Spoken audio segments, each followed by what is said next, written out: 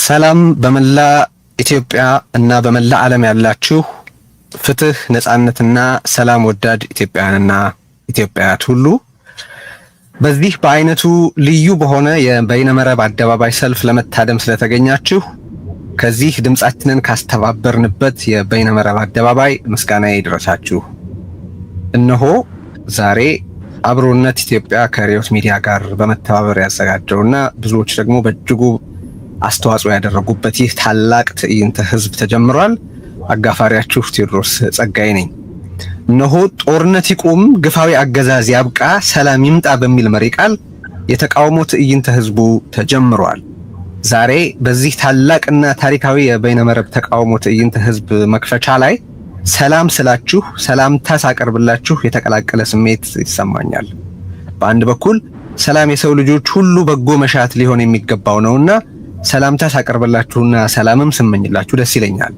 በሌላ በኩል ደግሞ ይህንን ሰላም የምመኝላችሁ አገራችን ሰላም ባጣችበት ሚሊዮኖችን የቀጠፈና ያፈናቀለ እየቀጠፈም እያፈናቀለም በቀጠለ የእርስ በርስ ጦርነት ውስጥ እያለች በመሆኑ ደግሞ ሐዘን ይፈጥርብኛል።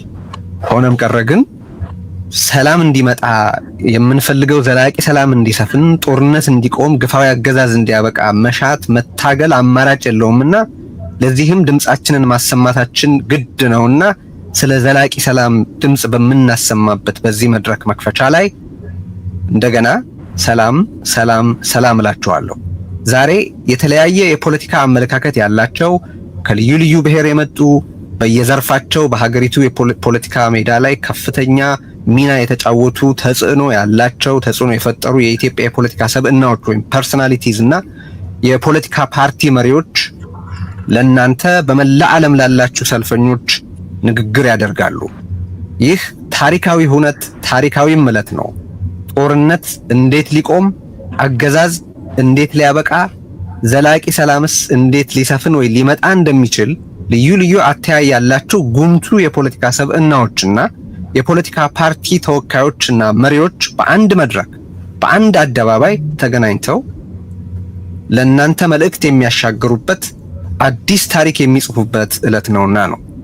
ዛሬ መልእክት የሚያስተላልፉልን ተናጋሪዎች ጥሪያችንን ተቀብለው ለህዝባቸው ባላቸው ተቆርቋሪነትና ወገንተኝነት መፍትሄ የሚሉትን ሐሳብና ምክረ ሐሳብ ለማቅረብ ስለተገኙ በእናንተ በታዳሚዎቻችን ስም ከፍ ያለ ምስጋናችን ይድረሳቸው። በጣም እናመሰግናችኋለን። እናንተ በመላ ዓለም ያላችሁ ታዳሚዎችም የጉዳዩ ዋና ባለቤትም ብትሆኑ አተያይ፣ ብሔር፣ አካባቢ፣ ሃይማኖት ወዘተ አጥር ሳይሆንባችሁ በእነዚህ አጀንዳዎች ዙሪያ በተናጋሪዎቹ የሚቀርቡትን ምክረ ሐሳቦችና ሐሳቦች ለማድመጥ ስለተገኛችሁ በዚህ ትዕይንተ ህዝብ አዘጋጆች ስም ላመሰግናችሁ እወዳለሁ። ትዕይንተ ህዝባችን የሚጀመረው አቶ ልደቱ አያሌው የአብሮነት ኢትዮጵያ አስተባባሪ ኮሚቴ ሰብሳቢ በሚያደርግልን የመክፈቻ ንግግር ይሆናል። ወደ አቶ ልደቱ የመክፈቻ ንግግር ከመሄዴ በፊት ግን ለታዳሚዎችም ሆነ ለተናጋሪዎች ጥቂት ማስታወሻዎች ማቅረብ እወዳለሁ። በየመሃሉም እነዚህን ነገሮች ላስታውሳችሁ ሞክራለሁ። ለተናጋሪዎች በንግግር አቀራረባቸው ዙሪያ አንዳንድ ማስታወሻዎችን አስቀድመን የላክን ቢሆንም አንዳንዶቹን እዚህ መጥቀስ ያስፈልጋል ብዬ አስባለሁና ጥቂቶቹን ብቻ ላስታውስ። አንደኛ፣ በተቻለ መጠን ንግግራችሁ በተጠቀሱት አጀንዳዎች ዙሪያ ያላችሁን ሐሳብና ምክረ ሐሳብ ማቅረብ ላይ ቢወሰን ወይ ቢያተኩር እንወዳለን። ሁለተኛ፣ ተናጋሪዎቻችን በዚህ መድረክ በአጀንዳው ላይ ያላችሁን ሐሳብና ምክረ ሐሳብ ስታቀርቡ የራሳችሁን አቋም እንጂ ከናንተ በፊት ለተናገረው ሰው ወይም ለቀረበ ሐሳብ ምላሽ መስጠት አይኖርባችሁም። የክርክር የውይይትና ሌሎች ሐሳብ መለዋወጫ መድረኮችን ወደፊት በስፋት እናዘጋጃለን። ዛሬ ግን ለህዝቡ በሺዎች በ10 ሺዎች በመቶ ሺዎች ለሚቆጠረው በመላ ዓለም ላለ ሰልፈኛ ስለምትናገሩ ህዝቡን አድሬስ እንድታደርጉልን ለማሳሰብ እወዳለሁ። ሶስተኛ፣ ንግግሮቻችሁን በተሰጡት 10 ደቂቃዎች ብታጠናቀቁ በእጅጉ እንደሚመረጥ እንደሚጠቅም ማስታወስ እወዳለሁ። ደቂቃው ምናልባት ካበቃና ማጠቃለያ ከፈለጋችሁ 1 ደቂቃ እንጨምርላችኋለን፣ ግን ከዛ በላይ መስጠት አንችልም። እነዚህን ታሳቢ አድርጉልን። ሌሎቹ ስለደረሷችሁ እዚህ ማንሳት አያስፈልገኝም ብዬ ነው። ታዳሚዎቻችንን ደግሞ አንደኛ አስተያየቶቻችሁን በስፋት አስፍሩ፣ መፈክሮቻችሁን አስተጋቡ፣ ለሰላም ድምጻችሁን አሰሙ።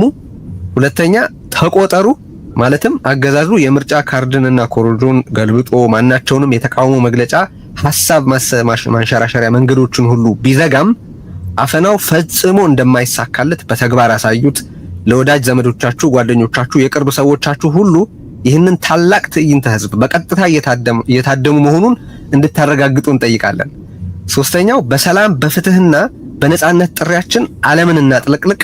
ዛሬ ከዩቲዩብ እና ከረምብል ውጪ ያሉ የሶሻል ሚዲያ ተጠቃሚዎች በዚህ ሰልፍ ለመታደም ወደዚህ እንዲመጡ እንድትጋብዟቸውም ደግሞ ማሳሰብ እወዳለሁ። ኑ ጦርነት ይቁም እንበል። ኑ ግፋዊ አገዛዝ እንዲያበቃ እንተባበር። ኑ ዘላቂ ሰላም እንዲመጣ ድምጻችንን እናሰማ። ንጹሃንን መፍጀት ይቁም። ዜጎችን ማስራብ ይቁም። የፖለቲካ እስረኞችም ይፈቱ እያልን ሌሎችም በርካታ መልእክቶች እናስተላልፋለን። ከዚህ በመቀጠል አቶ ልደቱ አያሌው የአብሮነት ኢትዮጵያ አስተባባሪ ኮሚቴ ሰብሳቢ የመክፈቻ ንግግር እንዲያደርግልን እጋብዘዋለሁ። ልደቱ መቀጠል ትችላለህ። ቴድሮስ በጣም ነው ከልብ ነው የማመሰግነው። የተከበራችሁ የዚህ የተቃውሞ ትዕይንተ ህዝብ ተሳታፊ ኢትዮጵያውያን፣ የተከበራችሁ ተጋባዥ እንግዶች፣ ክቡራትና ክቡራን፣ ይህ የዛሬው የበይነመረብ የተቃውሞ ትዕይንተ ህዝብ የአብሮነት ኢትዮጵያ ከርዕዮት ሚዲያ ጋር በመተባበር ያዘጋጀው ነው። ትዕይንተ ህዝቡ በዋናነት የተዘጋጀው የብልጽግና አገዛዝ እየተከተለው ያለውን የጦረኝነት አካሄድ ለመቃወምና በንጹሃን ዜጎች ላይ እየተፈጸመ ያለውን ግድያና ጭፍጨፋ ለማውገዝ ነው። የትዕይንተ ህዝቡ መሪ ቃልም ጦርነት ይቁም፣ የግፍ አገዛዝ ያብቃ፣ ሰላም ይስፈን የሚል ነው። ይህ ሶስት መሰረታዊ ሐሳቦችን አጣምሮ የያዘ መሪ ቃል የተመረጠው የግፍ አገዛዝ ባለበት ሀገር ጦርነት ሊቆም እንደማይችል፣ ጦርነት ካልቆመ ደግሞ ዘላቂ ሰላምና ብልጽግና ሊሰፍን እንደማይችል ታሳቢ በማድረግ ነው። በትዕይንተ ህዝቡ ላይ በእንግድነት የተጋበዙት የፖለቲካ ሰዎች ንግግር የሚያደርጉበት ርዕሰ ጉዳይም በሀገራችን ጦርነት ሊቆም፣ አገዛዝነት ሊያከትምና ሰላም ሊሰፍን እንዴት ይችላል የሚል ነው። ይህም የንግግር ርዕስ የተመረጠበት ምክንያት እንደ ህዝብና ሀገር የወደፊት ዕጣ ፈንታችን የሚወሰነው ለዚህ ጥያቄ በምንሰጠው አመርቂ መልስ በመሆኑ ነው። የሀገሪቱን ጠቅላይ ሚኒስትር ጨምሮ ንግግር እንዲያደርጉ ከጋበዝናቸው እንግዶች መካከል 15 ተናጋሪዎች ፈቃደኛ ሆነው ተገኝተዋል። ከጠቅላይ ሚኒስትሩ በተጨማሪ ሌሎች 4 ተጋባዦች ግን ሳይገኙ ቀርተዋል። የጠቅላይ ሚኒስትሩ አለመገኘት አስቀድሞ የሚገመት ስለሆነ ማብራሪያ አያስፈልገውም። ከተጋባዦቹ መካከል አንዱ አቶ ታዬ ደንደአ ሲሆኑ በዚህ መድረክ ላይ ንግግር ለማድረግ ተጋብዘው ፈቃደኛ ከሆኑ በኋላ ሐሳብን አብዝቶ በሚፈራው አገዛዝ በመታሰራቸው ምክንያት ሳይገኙ ቀርተዋል። ቀሪዎቹ 3 ተጋባዦች ዶክተር ደብረጽዮን ገብረ ሚካኤል፣ አቶ አሉላ ኃይሉ የሳልሳዊ ወያኔ መሪ ናቸው፣ አቶ እስክንድር ነጋ ከፋኖ። እነዚህ 3 የፖለቲካ ሰዎች ለእኛ ግልጽና አሳማኝ ባልሆነ ምክንያት ግብዣችንን ሳይቀበሉት ቀርተዋል። ነገር ግን በእነሱ አለመገኘት ምክንያት የውክልና መጓደል እንዳይፈጠር ለማድረግ የሚያስችል ቅድመ ዝግጅት አድርገን ስለነበር ጉድለቱን ለማሟላት ሞክረናል። በዚህም ምክንያት ያቀድነውን የ15 ተናጋሪዎች ቁጥር ማሳካት ችለናል። ይህንን ትዕይንተ ህዝብ ለህዝብ በቀጥታ እንዲያስተላልፉ ከጋበዝናቸው 25 የሚሆኑ መገናኛ ብዙሃን ውስጥ 20ዎቹ ይሄን ዝግጅት በቀጥታ ለማስተላለፍ ፈቃደኛ ሆነዋል። ንግግር አቅራቢዎቹም ሆኑ መገናኛ ብዙሃኑ ይህንን ትዕይንተ ህዝብ ካዘጋጀነው አካላት ጋር በአንዳንድ ጉዳዮች ላይ የአመለካከት ልዩነት ያላቸው ናቸው። ልዩነት መኖሩ ግን በዚህ መድረክ ላይ እንዳይገኙ አላገዳቸውም። የእኛን የአዘጋጆቹን አመለካከት ሳይሆን የአጀንዳውን ወቅታዊነትና ህዝባዊነት በመገንዘብ ላሳያችሁት ልባዊ ትብብርና ተሳትፎ ልባዊ ምስጋናዬን በዚህ አጋጣሚ አቀርባለሁ። ከልዩነት ይልቅ ለጋራ የህዝብ አጀንዳ ቅድሚያ መስጠታችሁ ወደፊት ለበለጠ ውጤት የሚያበቃ የትግል ትብብር መፍጠር እንደሚቻል የሚጠቁም ትልቅ ተስፋ ሆኖ አግኝተነዋል። ይህ ተነሳሽነት ወደፊትም የበለጠ ተጠናክሮ ሊቀጥል ይገባል። ዛሬ በዚህ መድረክ ላይ መገኘት ሳይችሉ የቀሩ ወንድሞቻችንም ከዚህ ጥሩ ትምህርት መቅሰም የሚችሉ ይመስለኛል። በአሁኑ ወቅት በስልጣን ላይ የሚገኘው የብልጽግና አገዛዝ ሀገሪቱን በብቃት ለመምራት የሚያስችል ዕውቀት፣ ልምድ እና ቅንነት አልኖረውም። ከአሁን በኋላ ከሁሉም በላይ ለሕዝብና ለሀገር ደህንነት ደንታ ቢስና ለስልጣን የበላይነቱ ብቻ ቀናይ የሆነ ጦረኛ አገዛዝ በመሆኑ የኢትዮጵያንና የሕዝቧን ሕልውና ከፍተኛ አደጋ ላይ ጥሎታል። በሀገሪቱ እየተከሰተ ያለው የኢኮኖሚ ቀውስ፣ የማህበራዊ ትስስር መበጣጠስና የእርስ በርስ ጦርነት በተባበረ ትግል በፍጥነት ካልተቀለበሰ በስተቀር የመጨረሻ ዕጣ ፈንታችን እየተላለቁ ከመፈራረስ ውጭ ሊሆን አይችልም። በተለይም በአሁኑ ወቅት እየታየ ያለው የጦርነት ውጥረት ለይቶለት ከፈነዳ በሀገራችን ብቻ ሳይሆን በአጠቃላይ በአፍሪካ ቀንድ ከፍተኛ ቀውስና ትርምስ የሚያስከትል እንደሚሆን መጠራጠር አይቻልም።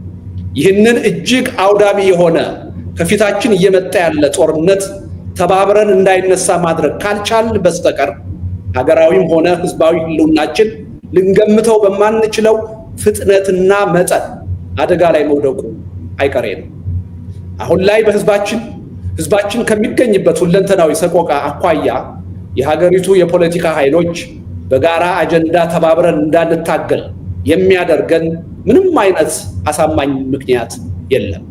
በአጭሩ የማያዋጣ የተናጠል ሩጫችንን ትተን ካልተባበርን በስተቀር እያካሄድን ያለውን ትግል አናሸንፍም። ካላሸነፍን ደግሞ እየተላለቅን ከመፍረስ ከቶውንም አንድንም። እንደ ሀገርና ሕዝብ ሕልውናችን አደጋ ላይ ወድቆ እያለ ለማንኛውም አይነት የኢኮኖሚ ጥቅምም ሆነ ለፖለቲካ ስልጣን ቅድሚያ ልንሰጥ አይገባም። ኢኮኖሚያዊ ጥቅምም ሆነ የፖለቲካ ስልጣን ሊኖረንም ሆነ ሊጠቅመን የሚችለው መጀመሪያ እንደ አገርና ሕዝብ ሕልውናችን የመቀጠል ዋስትና ሲኖረው ብቻ ነው።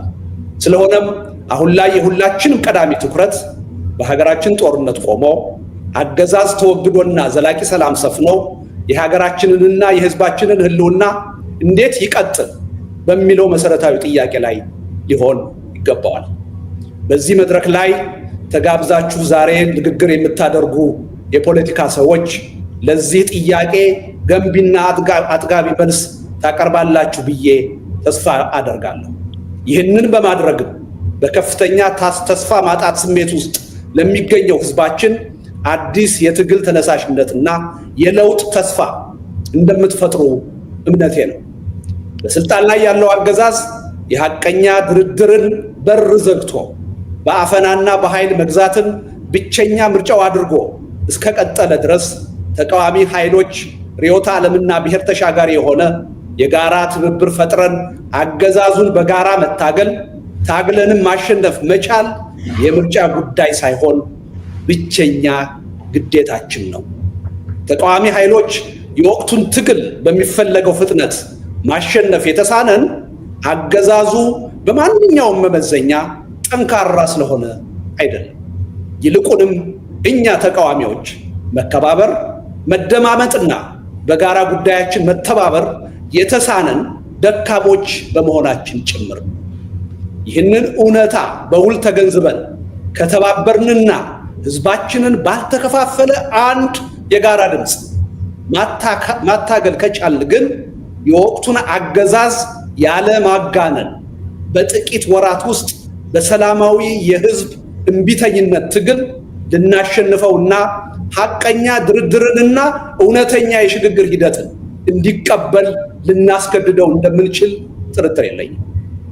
ከዚህ እምነት በመነጨ የዛሬውን የተቃውሞ ትዕይንተ ሕዝብ ስኬታማነት እንደ አንድ ተጨባጭና ጥሩ መነሻ በመውሰድ በአጭር ጊዜ ውስጥ በጋራ መለስተኛ ፕሮግራም የጋራ ትብብር ፈጥረን ሕዝባችንን አገዛዝ አንቀጥቅጥ ለሆነ ሰላማዊ ሕዝባዊ እምቢተኝነት ትግል አነሳስተን በብቃት አታግለን ለአሸናፊነት መብቃት አለብን።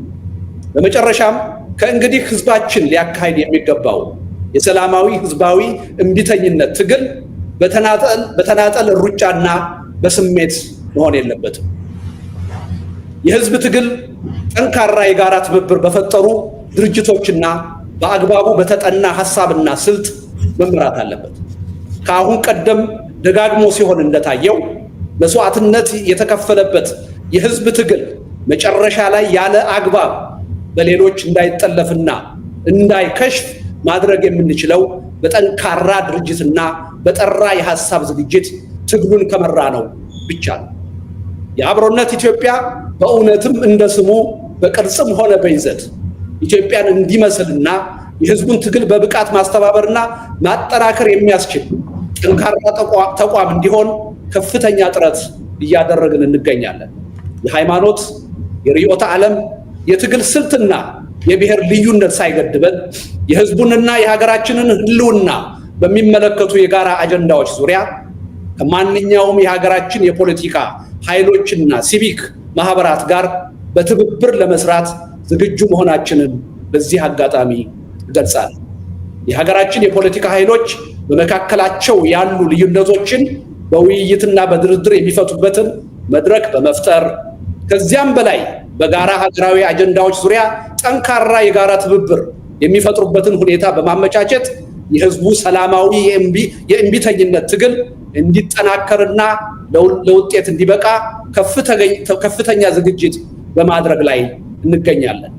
ይህ ከልዩነትና ከቅራኔ ይልቅ የህዝቦችን አብሮነትና የጋራ ህልውና ያስቀደመ ጥረታችን ለውጤት ይበቃ ዘንድ ግን የሁላችሁም ሁለንተናዊ እገዛና ትብብር እንዳይለየን በዚህ አጋጣሚ ጥሪያችንን በአክብሮት እናቀርባለን። መልካም ትዕይንተ ህዝብ። ስንተባበር እናሸንፋለን። አመሰግናለሁ። ስንተባበር እናሸንፋለን። ጦርነት ይቁም፣ ግፋዊ አገዛዝ ያብቃ፣ ዘላቂ ሰላም ይምጣ እያልን ነው። በመላ ዓለም ያላችሁ የዚህ ትዕይንተ ህዝብ ታዳሚዎች ይህንን መፈክር በየራሳችሁ መንገድ እያሰራጫችሁ ድምጻችንን ለዓለም ከፍ አድርገን እናሰማ ማለት እወዳለሁ። ይህንን በቀጥታ እያሰራጫችሁ ያላችሁትን መገናኛ ብዙሃን በጣም አድርገን እናመሰግናለን። አለናንተ ትብብር ያሰብነው ሊሳካ አይችል ስለነበረ ወደ ተናጋሪዎቻችን እንሄዳለን። ቀደም ሲል የገለጽኳቸው ማስታወሻዎች አሉ። እነሱን ታሳቢ አድርጉልን። የአጀንዳ፣ የጊዜ የመሳሰሉትን። ዛሬ የትዕይንተ ህዝቡ የመጀመሪያ ተናጋሪያችን ፕሮፌሰር ሕዝቅኤል ገቢሳ ናቸው። ፕሮፌሰር ሕዝቅኤል በኢትዮጵያና በኦሮሞ ጉዳዮች በመገናኛ ብዙሃን ሰፋ ያለ ትንተና በመስጠት የሚታወቁ የአደባባይ ምሁር ናቸው።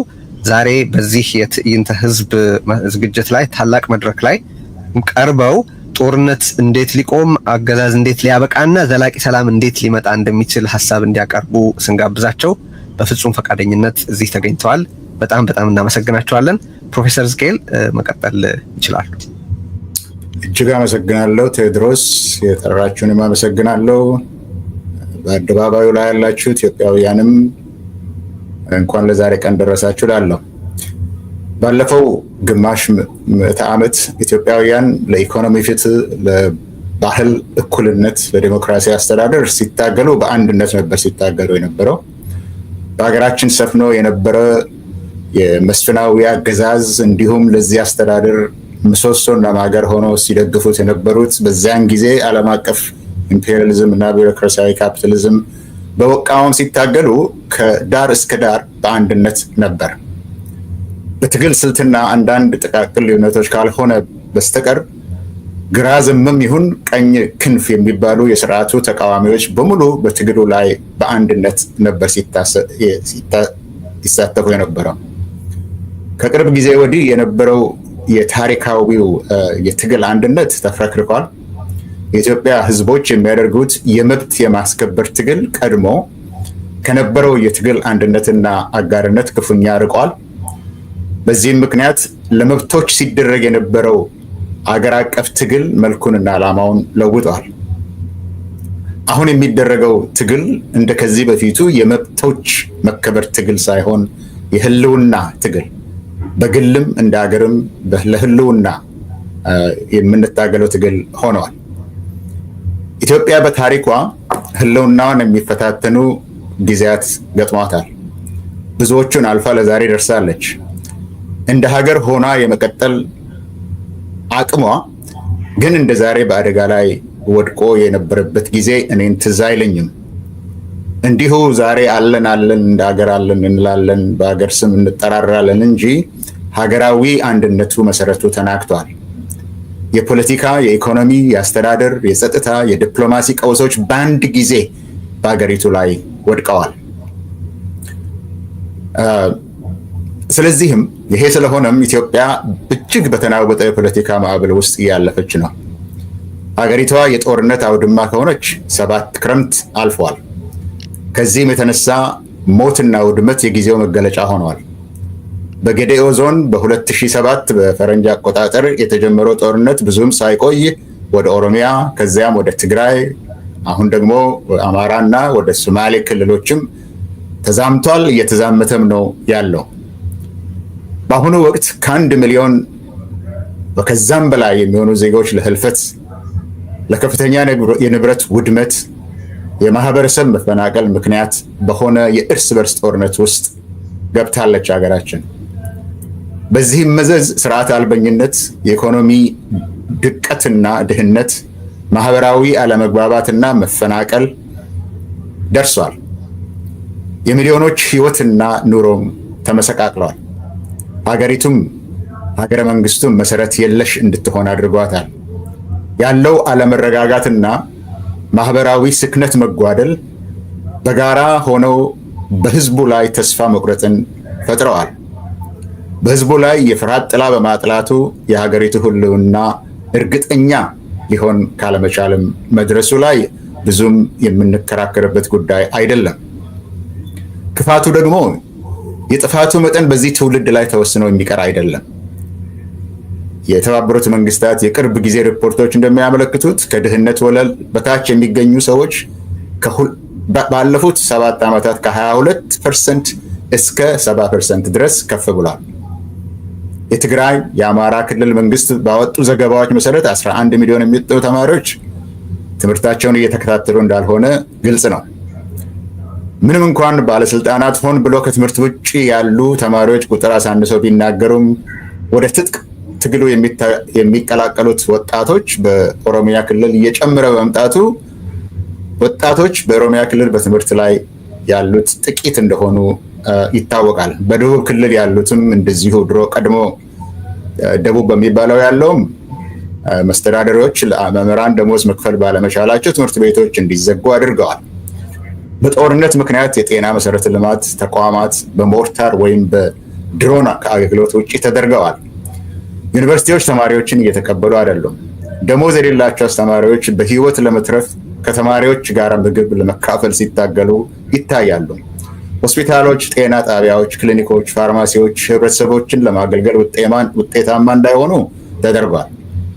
የጥላቻ ፖለቲካ በመንግስትም ሆነ መንግስታዊ ባልሆኑ አካላት ሲተገበር ማየት የተለመደ ሆኗል። በፖለቲካ ገበያ ውስጥ ጽንፈኛ አስተሳሰቦች የበላይ ሆነዋል። ባለው ተጨባጭ ሁኔታ ሰላም ከሁሉም በላይ አስፈላጊ ሆኗል። ይህንን ስል ከዚህ በፊት ሲደረጉ የነበሩት ትግሎች ለመብቶች መከበር ነበሩ እንዳልኩት፣ ሰላም ለማንኛውም ህዝባዊ ስራ ቅድመ ሁኔታ በመሆኑ ለማንኛውም የፖለቲካ ጥያቄ አስፈላጊ በመሆኑ ሰላም በሌለበት ምንም ሌላ ጥያቄ መመለስ ስለማይቻል የሰላም አጀንዳን መያዝ ለሰላም የሚታገል ንቅናቄን መፍጠር ግድ ሆኗል። ከዚህም በላይ የሰላም ጥያቄ የህዝብ ጥያቄ ሆኗል። በአሁን ጊዜ የኢትዮጵያ ገበሬዎችና አርብቶ አደሮች ሰላምን ይፈልጋሉ። የኢትዮጵያ ወታደሮች ወንድሞቹን መግደልና በወንድሞቹ መገደል ሰልችቷቸዋል። የመንግስት ሰራተኞች ሰርተው ልጆቻቸውን በሰላማዊ መንገድ እንዲያሳድጉ ይፈልጋሉ። የከተማ ነዋሪዎች ሰላም ይፈልጋሉ። የንግድ ድርጅቶች፣ ፋብሪካዎችም የምርታቸውን ለገበያ ለማድረስ ሰላምን ይፈልጋሉ። ምንም እንኳን የኢትዮጵያ ውስጥ ያለው የሰላም ትግል ይህን ያህል አንድነትን ቢያሳይም በልሂቃን መካከል ያለው ስሜት ግን ከህዝቡ ጥንካሬ ጋራ ከህዝቡ ጥያቄ ጥንካሬ ጋራ የሚመጣጠን አልሆነም። አንዱ ማደናቀፊያ የፖለቲካ ልሂቃኑ ወደ መበታተን በሚሄዱ ጉዳዮች ላይ በማተኮር ይልቅ ለአነስተኛ ጉዳዮች ተገቢ ትኩረት መስጠታቸው ነው። በተወዳዳሪ ጥያቄዎች የተዘበራረቁት ልሂቃኑ እስካሁን ድረስ የዘላቂ ሰላም ጥያቄውን ለመምራት አቅም ወይም ፍላጎታቸው አነስተኛ ሆነው ተገኝተዋል። ነገር ግን የህዝቡን ጥማትና የህዝቡን ጥያቄ እውን ለማድረግ ልሂቃኑ የኢትዮጵያ ሰላም መመለስ ከምንም በላይ ቅድሚያ እንዲሰጡት ያስፈልጋል። ስለዚህም ከተለያየ ብሔር የተውጣጡ በማስተዋል ሊገናኙ የሚችሉ ልዩነቶችን ለመድፈንና የንቅናቄውን መሰረት ሊሆኑ የሚችሉ ጉዳዮች ላይ የጋራ ግንዛቤ ለመፍጠር መገናኘት ግዴታ ሆኗል። አብሮነት ኢትዮጵያ የሚለውም በዚህ ጉዳይ ላይ በአሁኑ ሰዓት መፈጠሩ ለዚህ ዓላማ ስኬት በጣም አስፈላጊ መሆኑ ታውቋል። ስለዚህም ከዚህ በኋላ የሰላም አጀንዳን የያዘ ህዝባዊ የሰላም ንቅናቄ መፍጠር እጅግ አስፈላጊ ይሆናል። ስለዚህም ሁለት ነጥቦችን ልናገር። በመጀመሪያ ማድረግ የሚገባን ከዛ በኋላ አቆማለሁ። የኢትዮጵያ ሰላም ወደ ነበረበት ለመመለስ ወሳኝ፣ አስቸኳይ እና ግዴታ መሆኑ ላይ ልሂቃኑ መስማማትና ጥያቄዎቻቸውን ወደ ጎን ትተው የሰላምን ጥያቄ ብቻ አንግበው በዚህ ላይ ለመስማማት፣ በዚህ ላይ ለመገናኘትና ለመደራደር መዘጋጀት ያስፈልጋል። ሁለተኛ፣ ሰላም ወደ ነበረበት እንዲመለስና ይህ ከተፈለገ በንድፈ ሐሳብ ደረጃ እንኳን የሰላም አጀንዳው ወሳኝነት ላይ መስማማት ሲገኝ ለትግበራ የሚያግዝ ተጨባጭ የሰላም መርሃ ግብር ሊኖር ይገባል። በዚህም መንገድ ለሰላም የሚታገለው አነስተኛ ቡድን የሰላም አጀንዳ የሚያስፈልገውን ወሳኝ የህብረተሰብ አቀፍ ድጋፍ ለማሰባሰብ ስራ ሊጀምር ይችላል። በዚህም መንገድ በኢትዮጵያ ዘላቂ ሰላም ለማምጣት መንገድ ይከፍታል እላለሁ። ይህንን እድል ለሰጣችሁኝ አመሰግናለሁ። ይሄ ስራ የመጀመሪያው ነው። ይህ የሰላማዊ ሰልፍ ወደ ተግባር እንዲሄድ አሁን ያልኩትን ሁለት ነገሮችን ይዘን ብንነሳ መልካም ነው እላለሁ። አመሰግናለሁ። ፕሮፌሰር ሕዝቅኤል ገቢሳ በጣም አድርጌ አመሰግናለሁ። ከተሰጠው ጊዜ ቀደም ብለው ነው ያጠናቀቁት። መልእክቱንም በመላ ዓለም ያላችሁ ተከታታዮቻችን አድምጣችኋል። ምክረ ሀሳባቸውን አቅርበዋል። እጅግ አድርጌ አመሰግናለሁ በታዳሚዎች ሁሉ ስም። ፕሮፌሰር ወደ የሚቀጥለው ተናጋሪ እንሻገራለን። እንግዲህ ይሄንን ስል በየመሃሉ ማሻገራቸው መልእክቶች አሉ። መፈክሮቻችንን አሰሙ። እዚህም በየመሃሉ የምናሳያቸው ነገሮች አሉ። በአሁኑ ወቅት በአገሪቱ ያሉት ሰቆቃዎች ፈርጀ ብዙ በመሆናቸው እንደየትውስታችሁ እንደየቅደም ተከተላችሁ መፈክሮቹን በስፋት አስተጋቧቸው። ጦርነት እንዲቆም፣ አገዛዝነት እንዲያበቃ፣ ዘላቂ ሰላም እንዲመጣ ያላችሁን መሻትና ፍላጎት አጠንክራችሁ ግለጹ። ዓለም ይስማው። ኢትዮጵያውያንም እርስ በርስ እንሰማማ። ወደ አንድ በጎ ግብ ለመነቃነቅ የሚያስችል ድባብ እንፍጠር ማለት ፈልጋለሁ። አቶ ዩሱፍ ያሲን ከአፋር የአፋር ብሔር ተወላጅ ናቸው ካሉ የእሳቸው ቢቀጥሉ ጋብዛቸዋለሁ ወደ መድረክ ማለትም ንግግራቸውን እንዲያሰሙ። አቶ ዩሱፍ ካሉ እንግዲህ መቀጠል ይችላሉ። ቀደም ባሉ ዓመታት በከፍተኛ ስልጣንና በዲፕሎማሲ የሰሩ ናቸው። አቶ ዩሱፍ በኢትዮጵያ ፖለቲካ ውስጥ ረዘም ያለ ተሳትፎ አላቸው። በጦቢያ መጽሔት ውስጥ አምደኛ ነበሩ። ኢትዮጵያዊነት አስተባባሪ ማንነት የተሰኘ መጽሐፋቸው ይታወቃል። አቶ ዩሱፍ ቀጣዩ ተናጋሪ እርስዎ።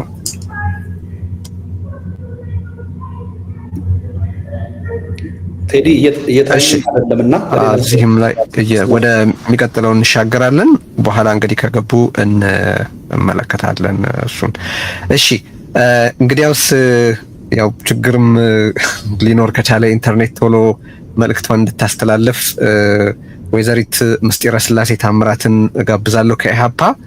ምስጢረ ስላሴ ጋዜጠኛም ናት፣ እንግዲህ በወጣት ናት፣ ሴት ናት። በኢትዮጵያ ፖለቲካ ውስጥ የወጣቶች ተሳትፎ ብዛም አይደለም እንደምታውቁት፣ ግን የሴቶች ደግሞ የበለጠ ነው። በተለይ በአመራር ደረጃ ምስጢረ ስላሴ ይሄን እነዚህን አጥሮች በመሻገር በጣም አደገኛ በሆነ የኢትዮጵያ ፖለቲካ ውስጥ ለመሳተፍ ባደረገችው ውሳኔ በእጅጉ ልናከብራት ይገባል ብዬ አስባለሁ።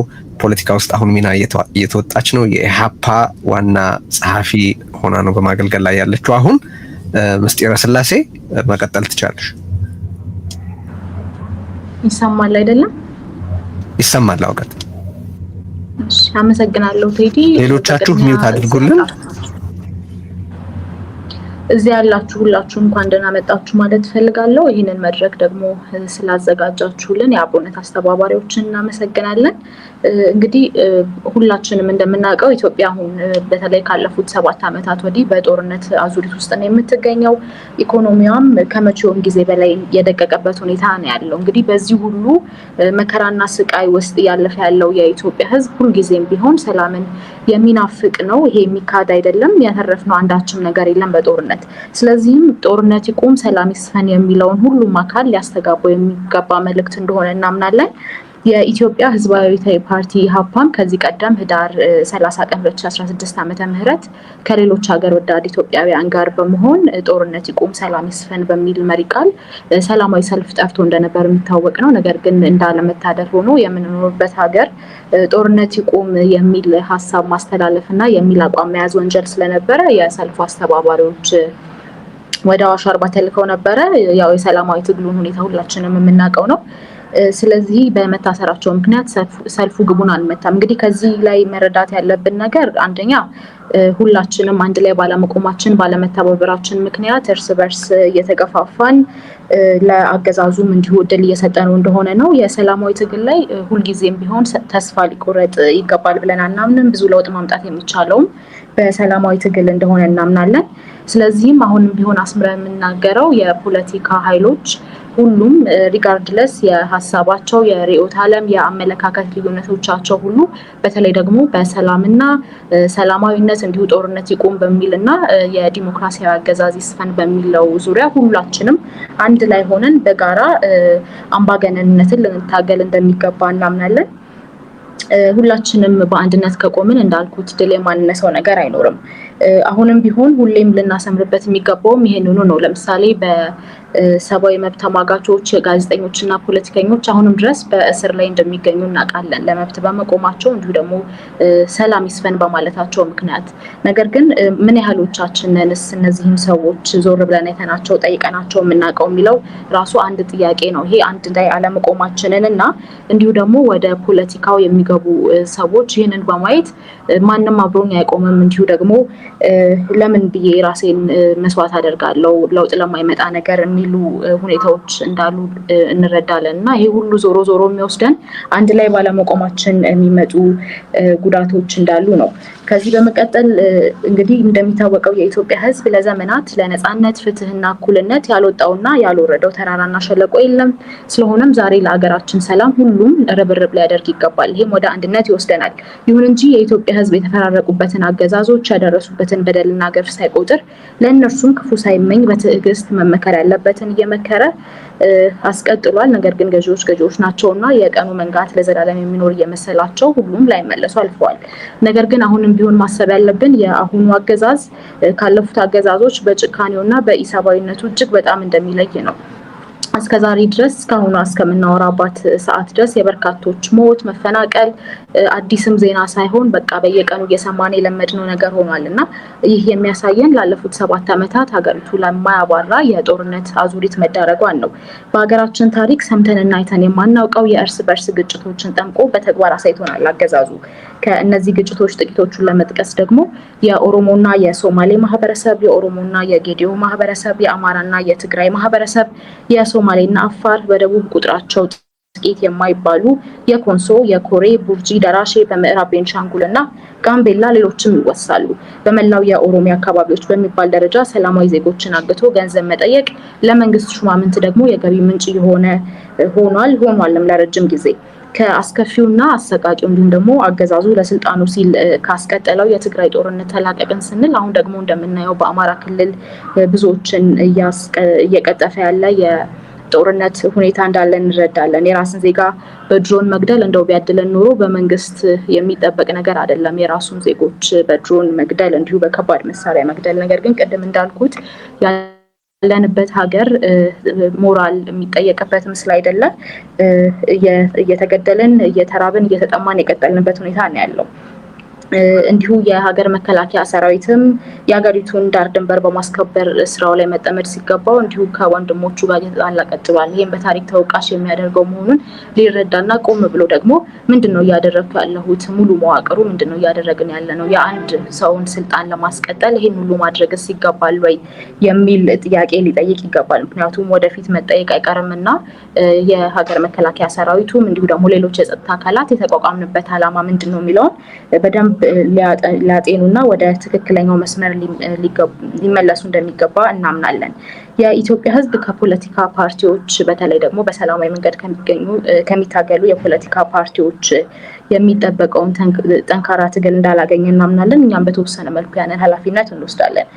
ሕዝቡ ግን ጠባቂ እንጂ አጋዥ አይደለም። ቅድም እንደጠቀስኩት የተለያዩ የሰላማዊ ትግል ጥሪዎች በሚደረጉበት ወቅት ከመሳተፍ አስተባባሪዎቹን ከማገዝ ይልቅ እንዲሁ ደግሞ ውጤት ላይ ከማድረስ ይልቅ አንድን የሰላማዊ ትግል አማራጭ ወዴት ይደርሳል የሚል ትችት፣ ወቀሳና እንዲሁ ደግሞ አላስፈላጊ ትችቶችን መሰንዘር ነው የሚቀናው። ስለዚህ አሁንም ቢሆን ለህዝቡም ጥሪ የምናደርገው በተለይ ለሰላማዊ ትግል ቀረብ ብሎ ትግሉን ማገዝ እንዳለበት ጥሪ እናቀርባለን። የዚህን አምባገነን ስርዓት እኩይ ድርጊት ህዝቡ በሚገባ ተረድቶታል ብለን እናምናለን። ምክንያቱም ሁላችንም ቤት የገባ ነገር ነው።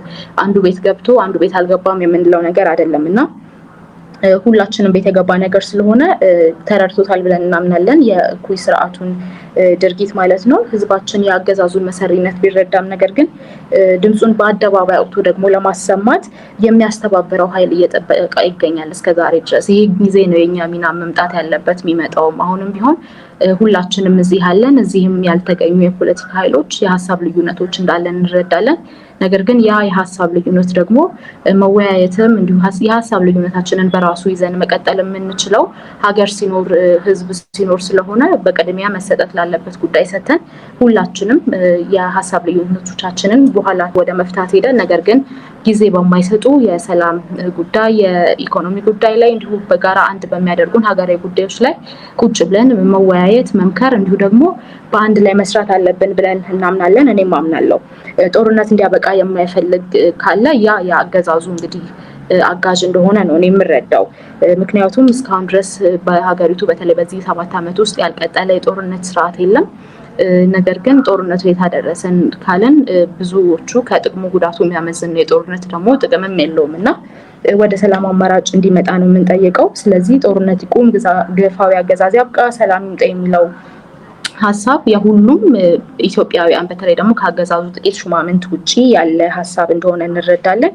ስለሆነም ከውጭ ያላችሁ የአብሮነት አስተባባሪዎች ሀሳባችሁ መሬት ላይ እንዲወርድ አገር ቤት ካሉ ጠንካራ የፖለቲካ ኃይሎች ጋር በቅርበት መስራት እንደሚጠበቅባችሁ ለማሳሰብ እወዳለሁ። በእኛ በኩል ጦርነት እንዲያበቃ ከሚፈልግ ማንኛውም ኃይል ጋር የሀሳብ ልዩነቶች ቢኖሩንም የርዕዮተ ዓለም እንዲሁ የተለያዩ ልንዘረዝር የምንችላቸው ልዩነቶች ቢኖሩንም በጋራ ለመስራት እንደምንወድና ሙሉ በሙሉ ፈቃደኛ እንደሆነን ላሰምርበት እወዳለሁ። ስለዚህ አሁንም ቢሆን በደንብ አስረግጬ መናገር የምፈልገው በሁሉም የፖለቲካ ኃይሎች ዘንድ አንድነት ሊኖር ይገባል። በተለይ በጋራ አንድ ሊያደርጉን በሚችሉ ጉዳዮች ላይ አንድ ሆነን እንድንታገል ጥሪ ያቀርባለሁኝ።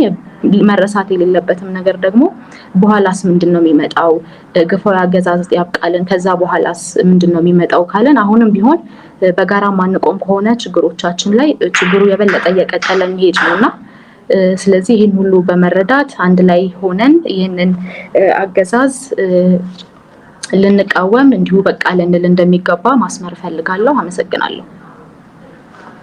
እሺ፣ በጣም አመሰግናለሁ። አናቷ ላይ የጨረስሽው ምስጢረ ስላሴ መልእክትሽን በማሻገርሽ በጣም እናመሰግናለን። በርቱ፣ ቀጥሉ። እንግዲህ እንዲህ ያሉ መልእክቶችን ተባብረን በምናሰማበት ወቅት አገዛዝ ከፍተኛ ጫና ይደርስበታል። ከተለያዩ አቅጣጫዎች መልእክቶች እየደረሱ ነው። በነገራችን ላይ በኢትዮጵያ ውስጥ ዩቱብ ሪስትሪክት መደረጉ እየተሰማ ነው። ይሄ አገዛዙ በእውነት ገና የትግል ትብብር ብሎ ሲባል እንዴት እንደሚሸበር ያሳየ አንድ ተጨባጭ ማሳያ ነው። ዜጎች እያደረጉት ያሉትን ነገር ምን ያህል ትክክል እንደሆነም የሚያረጋግጥ አድርጌ ነው የምመለከተውና ከተለያዩ አቅጣጫዎች መልእክቶች እየመጡ ነው። በዚህ በኢትዮጵያ ውስጥ ዩቱብ እንዳይሰራ ተደርጓል፣ በሌላ ተዘዋዋሪ መንገድ ነው እየተመለከትን ያለ ነው የሚሉ ብዙ መልእክቶች እየተቀበልኩ ነውና እስቲ ኢትዮጵያ ያላችሁ መልእክት ላኩልን። እዛ ያለውን ሁኔታ በተጨባጭ እዚሁ አንዱ ተጨባጭ ውጤት ይኸው ነው። አገዛዝ ካልተጨነቀ ካልተሸበረ በስተቀር እነዚህን መሰል እርምጃዎች አይወስድምና ነው። እንግዲህ በመላ ዓለም ያላችሁ የዚህ ትዕይንተ ህዝብ ታዳሚዎች በጣም አድርገን እናመሰግናለን ስላላችሁ ስለተገኛችሁ። ሃይማኖት፣ ብሔር፣ አካባቢ ወይም ሌላ የርዕዮተ ዓለም ልዩነት ሳይገድባችሁ ከመላ ዓለም ተሰባስባችሁ ጦርነት ይቆም፣ አገዛዝ ያብቃ፣ ሰላም ይምጣ የሚሉ መልእክቶችን በመላ ዓለም እያሻገራችሁ እያስተላለፋችሁ ስላለ ደስ ይለናል። ቀጥሉበት። እየተመለከታችሁት ነው። ኦልሬዲ ውጤቱን እያያችሁ ነው። ዜጎች ሲተባበሩ አገዛዝ ይሸበራል። እውነታው ይሄ ነው። ስለዚህ አሁን መፈክራችሁን አስተጋቡ። አጀንዳውን ዜጎች ናቸው መስጠት ያለባቸው አገዛዝ አይደለም እና እሱን መልእክት ማሻገር ወዳለሁ።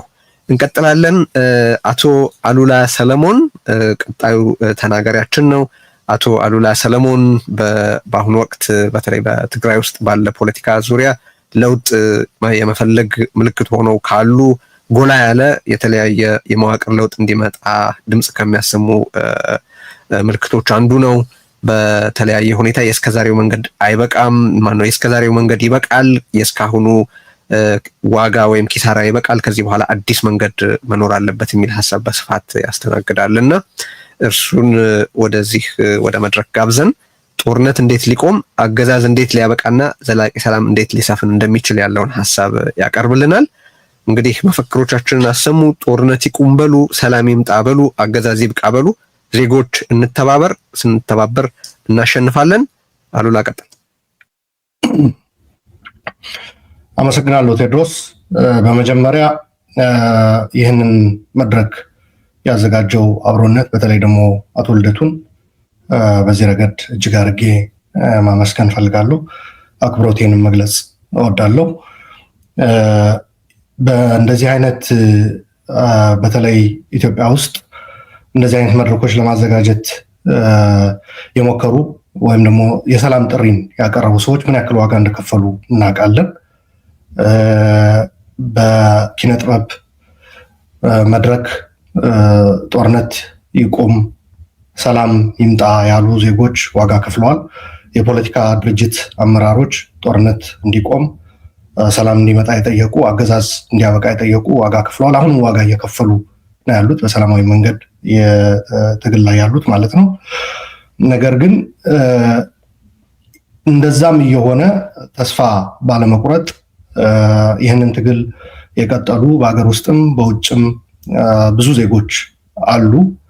ይህ የሰላማዊ ትግል ጥሪ ጦርነት እንዲያበቃ፣ አገዛዝ እንዲያበቃ የሚደረግ ጥሪ በመሰረቱ ሰላማዊ መሆንን አለበት ትግሉ ብለው ያመኑ በዋናነት በተጨማሪ ደግሞ አገዛዙ የሰላማዊ ትግል ስፔስ ወይም ከባቢውን ስለዘጋው ያለን አማራጭ በትጥቅ ትግል ነው የምንፋለመው ብለው ትጥቅ ትግል እያካሄዱ ያሉ ወገኖችም አሉ። ከዚህ በተጨማሪ የሰላማዊ ትግል አስፈላጊነት ከመግለጽ ባለፈ እንዲሁም በትጥቅ ትግልም የሚደረገው ትግል እንረዳለን። ወገኖቻችን ያሉበት ሁኔታ ያ እድል ስለተዘጋ ነው ወደ በረሃ ወጥተው እየታገሉ ያሉት የሚሉ ከውጭም ጋር መተባበር አለብን ይህንን አገዛዝ እንዲያበቃ የሚሉ አካላት እንዳሉም እንረዳለን። በዚህ ትዕይንተ ህዝቡም እየተሳተፉም እንዲሁም እየተከታተሉ ያሉ ወገኖችም በዚህ ረገድ የሚገለጹ ነው ብዬ አምናለሁ። ዋናው ነገር ግን በእኔ እምነት ሰላማዊ ትግል ከዋጋ አንጻርም ከምንከፍለው ዋጋ አንጻርም እጅግ ያነሰ አገዛዙ ደግሞ በጣም የሚፈራው የትግል ስልት መሆኑ አምናለሁ። ምክንያቱ ሀሳብ ይፈራል። አገዛዙ በጦርነት እድሜውን ማራዘም እንደሚችል ያምናል። በሀሳብ የሚደረግ ትግል ግን እጅግ ያስፈራዋል። ይህም በተግባር የታየ ነው። ቅድም እንደገለጽኩት በሀገሪቱ የሰላም ጥሪ ያቀረቡ፣ ጦርነት እንዲቆም ጥሪ ያቀረቡ ዜጎች እየተወሰደባቸው ያለ እርምጃ የምናውቀው ነው። በተጨማሪ ግን በጦር ሜዳ የሚፋለሙ ግን የሀገሪቷን ትልቁ ድርሻ የሚይዘውን የሀገሪቱን ሀብት ለጦርነት እያዋለ አገዛዙ በጦርነት እየቀጠለ ነው ያለው። ስለዚህ ሰላማዊ ትግል አጠናክሮ መቀጠል እንዲሁም ጦርነት ይቆም ስንል አገዛዙ ጦርነት እንዲያቆም ብቻ ሳይሆን አገዛዙ በተቃራኒ የተሰለፉ ኃይሎችን ለድርድር ለሰላማዊ መንገድ ራሳቸውን ማዘጋጀት አለባቸው። ይሄ ትግል ራሱ ውጤት እንዲያመጣ ከተፈለገ ጦርነት መቆም አለበት። እየተዋጋን መወያየት አንችልም። ባጭሩ እንድንወያይ ቀጣይ አቅጣጫዎች እንድናስቀምጥ ከተፈለገ ጦርነቶቹ ቆሞ በአፋጣኝ የሀገሪቷ ሁኔታም ጦርነት መሸከም ወደማይችልበት ደረጃ እየደረሰ ነው። ኢኮኖሚው እየደቀቀ ነው። የመበታተን አደጋም አፋፍ ላይ የደረስንበት ሁኔታ ነው ያለው እና በአፋጣኝ አገዛዙም ጦርነቱ አቁሞ ተፋላሚዎችም ወደ ውይይት ጠረጴዛ ዙሪያ መጥተው አለን የሚሉት ሀሳብ በሰላማዊ መንገድ የሚገልጹበት ወደ እንደዛ አይነት ሽግግር የሚካሄድበት ሁኔታ በአፋጣኝ መመቻቸት አለበት። በነገራችን ላይ ጦርነት ይቁም ሲባል እየተካሄዱ ያሉ ጦርነቶች ብቻ ሳይሆን በቋፍ ላይ ያሉ እንደገና አንዳንዶቹ በፊት ተካሂደው እንደገና ተመልሰው የማገርሸት የመምጣት እድል ያላቸው ጦርነቶች አሉ። አንዳንዶቹ ቀጠናዊም ይዘት ያላቸው ጦርነቶች ብቅ እያሉ ነው፣ እየታዩ ነው። ይሄ ምንም ጥያቄ የለውም። ይህንን ግምት ውስጥ በማስገባት ነው ከሀገራዊው ስነሳ በአማራና በኦሮሚያ እየተካሄደ ያለው ጦርነት ነው ትልቁ።